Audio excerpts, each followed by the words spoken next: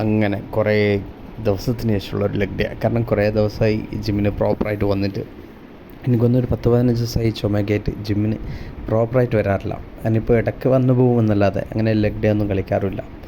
അങ്ങനെ സ്ക്വാട്ടും ലെഗ് പ്രസ്സൊക്കെ കഴിഞ്ഞപ്പോൾ കിളി പോയി നിൽക്കുമ്പോഴാണ് എന്തപ്പോൾ വെയിറ്റ് ഒന്നും എടുക്കാൻ പറ്റാത്തതെന്ന് ആലോചിച്ചപ്പോഴാണ് കൺസിസ്റ്റൻ്റായിട്ട് വരാത്തതുകൊണ്ട് തന്നെ വെയിറ്റ് എടുക്കാൻ പറ്റാത്തതെന്ന് തിരിച്ചറിഞ്ഞു.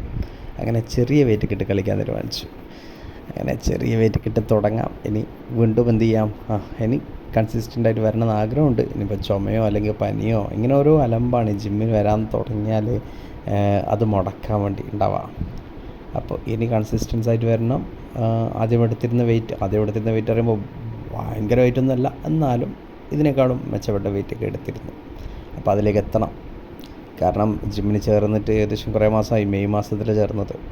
അന്ന് 72 ഉണ്ടായത് ഇന്ന് 67 എത്തി. അപ്പോൾ 65 ഇനി ടാർഗറ്റ്. അത് ഈ വർഷം കഴിയുമ്പോൾ എത്തിക്കണം.